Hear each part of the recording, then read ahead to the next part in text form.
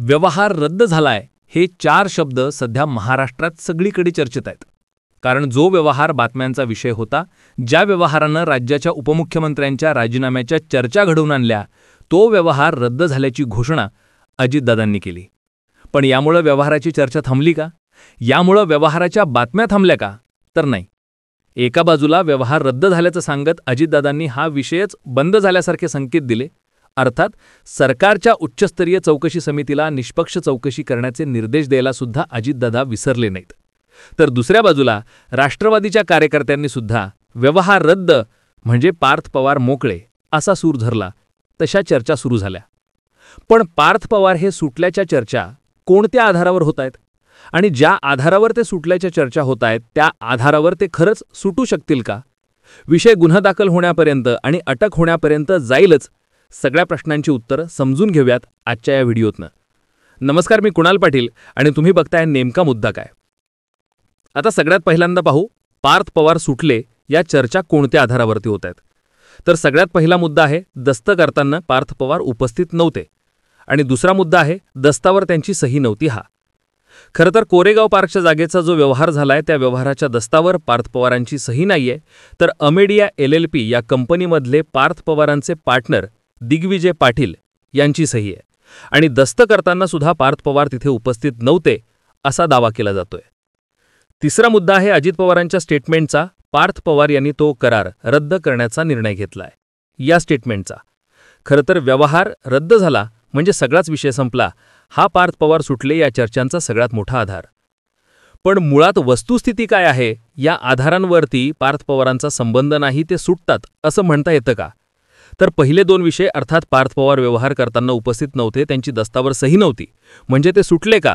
तर या सगळ्या प्रकरणात बावधन पोलीस स्टेशनमध्ये FIR नोंदवण्यात आली आहे, ज्यात उपनिबंधक रवींद्र तारू, जागेचा व्यवहार करणारा शीतल तेजवानी आणि अमेडिया LLP मधले पार्थ पवारांचे पार्टनर दिग्विजय पाटील यांची नावं आहेत. अर्थात यात पार्थ पवारांचं नावच नाहीये. आता FIR मध्ये पार्थ पवारांचं नाव का नाहीये? ते कोणाच्या दबावामुळे वगळण्यात आलंय का? असा प्रश्न थेट राज्याचे मुख्यमंत्री आणि गृहमंत्री देवेंद्र फडणवीस यांना विचारण्यात आला. त्यावर फडणवीसांनी दिलेलं उत्तर होतं की ज्यांना FIRचा अर्थ समजत नाही असेच लोक अशा प्रकारचा आरोप करू शकतात. FIR दाखल करताना एक्सप्रेस पार्टीज असतात, त्यांच्यावरती FIR दाखल होतो. यामध्ये ती जी कंपनी आहे त्या कंपनीचे ऑथोराइज सिग्नेटरी आहेत, त्या सिग्नेटरीवरच FIR दाखल होते. ज्यांनी विक्री केली, ज्यांनी रजिस्ट्रेशन केलं, ज्यांनी फेरफार केला, अशा सर्वांवरती गुन्हा हा दाखल करण्यात आलाय. आता पार्थ पवार हे स्वतः हा व्यवहार झाला तेव्हा उपस्थित नव्हते, सोबतच दस्तावरती सहीसुद्धा दिग्विजय पाटील यांचीच आहे. पण म्हणून प्रश्न सुटत नाही. FIR मध्ये पार्थ पवारांचं नाव नसलं, ते दस्तावर सही करताना उपस्थित नसले, तरी मुख्यमंत्री देवेंद्र फडणवीस यांनीच माहिती अशी दिली आहे की चौकशी दरम्यान कोणाचा संबंध आढळला तर त्याच्यावरही कारवाई होत असते. आता ज्या अर्थाने FIR दाखल झाली आहे त्या अर्थानं फौजदारी चौकशी सुद्धा होणार आहे.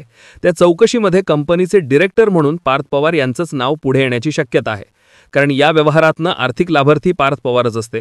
साहजिकच पार्थ पवार सुटले असं म्हणता येत नाही, कारण FIR मध्ये नमूद केल्याप्रमाणे आरोपी क्रमांक 1 रवींद्र तारू, आरोपी क्रमांक 2 शीतल तेजवानी आणि आरोपी क्रमांक 3 दिग्विजय पाटील यांच्याशी संगनमत करून नमूद जमिनीचे खरेदी विक्री दस्त करतेवेळी शासनाला देय असलेले 6 कोटी रुपये इतके मुद्रांक शुल्क न घेता शासनाची फसवणूक केली म्हणून गुन्हा दाखल करण्यात आलाय. त्यामुळे त्यांनी हे संगनमत कोणाच्या सांगण्यावरनं केलं, यातनं आर्थिक लाभ कोणाला होणार होता याची सुद्धा चौकशी ही होणार असल्यानं आणि आर्थिक लाभ थेटपणे पार्थ पवार हे 99% पार्टनर असलेल्या अमेडिया LLPला होणार असल्यानं पार्थ पवार हे सुटलेत असं म्हणता येणार नाही, कारण फौजदारी चौकशीसोबत उच्चस्तरीय विभागीय चौकशी सुद्धा ही सुरू आहेच. पण यातला दुसरा विषय आहे तो सहीचा. पार्थ पवार यांची दस्तावरती सही नसल्याचा, दस्तावर सही आहे ती दिग्विजय पाटील यांची आणि FIR मध्ये नाव आहे ते दिग्विजय पाटील यांचं. पण याच दिग्विजय पाटील यांना पार्थ पवार यांनी सायनिंग अथॉरिटी दिलेली आहे आणि जरी जमिनीच्या व्यवहाराच्या दस्तावर पार्थ पवारांची सही नसली तरी अमेडिया LLP कोरेगाव पार्कमधल्या जागेवर IT पार्क उभारण्यासंदर्भात राज्य सरकारच्या डिस्ट्रिक्ट इंडस्ट्री सेंटरला जे पत्र दिलं होतं त्यामध्ये दिग्विजय पाटील यांना सायनिंग अथॉरिटी दिल्याचं नमूद केलं होतं आणि या दस्तावर सही आहे पार्थ पवार यांचीच. त्यात हा IT पार्क उभारण्याचा ठराव पास झाल्यानंतर पुढच्या 40 दिवसात हा जमिनीचा व्यवहार झाल्याचं दिसतं. डिस्ट्रिक्ट इंडस्ट्रीजला दिलेला ठराव आहे तो 22 एप्रिलचा आणि जमिनीचा खरेदीचा दस्ता आहे तो 20 मेचा. त्यामुळे सायनिंग अथॉरिटी दिग्विजय पाटील यांच्याकडे असताना त्यांनी या दस्तावर सही केल्यानं आणि कंपनीमध्ये पार्टनर असल्यानं सोबतच पार्थ पवार यांनीच दिग्विजय पाटील यांना सायनिंग अथॉरिटी दिल्यानं पार्थ पवार यांची भूमिका या व्यवहारात तितकीच महत्त्वाची ठरते. काही कायदेतज्ञांनी दिलेल्या माहितीनुसार फक्त दस्तावरती सही केली नाही म्हणून पार्थ पवार सुटलेत असा याचा अर्थ होत नाही. कारण दस्त कोणत्या पार्टीच्या नावावर झालेला आहे हे तपासलं जाईल. जरी पार्थ पवारांची सही नसली तरी याचा लाभ कोणाला होणार होता याचा सुद्धा तपास केला जाईल. ज्यात अर्थात पार्थ पवारांचंच नाव कंपनीचे डिरेक्टर म्हणून पुढे येतं. त्यातही ही जी सायनिंग अथॉरिटी किंवा पॉवर ऑफ अटर्नी दिलेली असते ती सब रजिस्टर ऑफिसमध्ये दिलेली असते. याचा अर्थ असा होत नाही की दुसरा पार्टनर व्यवहारांना जबाबदार नाहीये किंवा त्याला यातनं कोणताही आर्थिक लाभ होणार नाहीये. या व्यवहाराच्या डॉक्युमेंट्सवर सही नसली तरी कंपनी पार्थ पवारांचीच असल्याचं कागदपत्रांमधूनच पुढे येतंय. साहजिकच फक्त दस्तावरती सही नाहीये किंवा दस्त झाला तेव्हा उपस्थिती नाहीये म्हणून पार्थ पवार यातनं सुटलेत असं अजिबात नाहीये. आता यात येतो दुसरा मुद्दा, तो म्हणजे पार्थ पवार यांचे पार्टनर आणि सायनिंग अथॉरिटी असलेले दिग्विजय पाटील यांनी परस्परच हा व्यवहार केला असेल आणि पार्थ पवार या सगळ्या व्यवहारापासून अनभिज्ञ असतील तर पार्थ पवारांचा बचाव म्हणून हा मुद्दा चर्चेत येत असला तरी तो पुरेसा ठरणार नाहीये. कारण हा जमिनीचा व्यवहार झालाय तो कोरेगाव पार्कच्या जागेवर आयटी पार्क उभारण्यासाठी आणि हा आयटी पार्क उभारण्यासाठी जो ठराव सरकारी विभागाला देण्यात आला होता त्यावरती पार्थ पवारांची सही आहे. म्हणजेच या व्यवहाराची कल्पना पार्थ पवार यांना होती. त्यामुळेच फक्त ते उपस्थित नव्हते किंवा त्यांनी सही केली नाही म्हणून ते सुटलेत हा मुद्दाच गौण ठरताना दिसून येतो. आता यातला आणखीन एक महत्त्वाचा मुद्दा, पार्थ पवार सुटलेत कारण व्यवहार रद्द झाला. पण खरंच असं होईल का? तर स्वतः अजितदादांनी पार्थ पवारांनी हा व्यवहार रद्द केल्याचं सांगितलं. पण त्यानंतर सहदुय्यम निबंधक कार्यालयानं हा व्यवहार रद्द करण्यासाठी फी भरण्याची अट ठेवली. त्या अटीनुसार पार्थ पवार यांच्या अमिडिया कंपनीला 21 कोटी रुपयांचा मुद्रांक शुल्क भरावा लागणार आहे.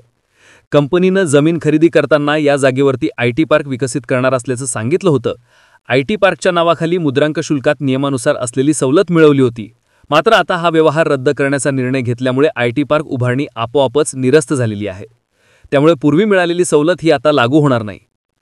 जमीन व्यवहार रद्द करणं म्हणजे अमेडिया कंपनीनं ही जमीन पुन्हा मूळ मालक शीतल तेजवानी यांच्याकडे सोपवणं आहे. हा कायदेशीररित्या एक नवीन हस्तांतरण व्यवहार मानला जातो. यासाठी नियमानुसार शुल्क भरणं बंधनकारक आहे. हा संपूर्ण व्यवहार 300 कोटी रुपयांचा आहे. त्यामुळे महसुली नियमानुसार यावरती एकूण 7% शुल्क आकारलं जाईल. यामध्ये 5% मुद्रांक शुल्क, 1% स्थानिक संस्था कर आणि 1% मेट्रो कर यांचा समावेश आहे. हे सगळं मिळून अमेडिया कंपनीला 21 कोटी रुपये भरावे लागतील. त्यानंतरच हा जमीन व्यवहार कायदेशीररित्या रद्द होऊ शकतो. थोडक्यात व्यवहार रद्द करण्यासाठी 21 कोटी रुपये भरावे लागतील आणि त्यातही पार्थ पवारांच्या कंपनीनं ज्या शीतल तेजवानी यांच्यासोबत व्यवहार केलेला आहे त्या शीतल तेजवानी देशाबाहेर गेले असल्याचं सांगण्यात येत आहे. आता व्यवहार रद्द करण्यासाठी त्या समक्ष हजर असणं गरजेचं आहे. त्यामुळे व्यवहार रद्द करतानाही तांत्रिक अडचण येण्याची शक्यता आहे. यामध्ये ही किंमत अगदी 42 कोटीपर्यंत जाऊ शकते असं सुद्धा सांगण्यात येत आहे. आता या सगळ्या गोष्टींमुळेच व्यवहार रद्द होत नसल्यानं पार्थ पवारांच्या अडचणी ह्या आणखीन वाढू शकतात. आता यात आणखीन एक गंभीर मुद्दा आहे, तो म्हणजे शासनाच्या फसवणुकीचा. या जमिनीच्या व्यवहारात सहभागी असलेले रवींद्र तारू, शीतल तेजवानी आणि दिग्विजय पाटील यांच्यावरती संगनमत करून शासनाची फसवणूक प्रकरणी गुन्हा हा दाखल करण्यात आलेला आहे. त्यांच्यावरती BNS कलम 316(5), 318(2) सह महाराष्ट्र स्टॅम्प ॲक्ट कलम 59 प्रमाणे भादवी कलम 409, 420 आणि 34 लावण्यात आलेला आहे. शासनाची फसवणूक, बनावट दस्तावेज, महसूल बुडवणं, फसवणूक करून पैसे मिळवणं अशी ही कलमं आहेत. यामध्ये जास्तीत जास्त 7 वर्षांपर्यंत तुरुंगवास होऊ शकतो.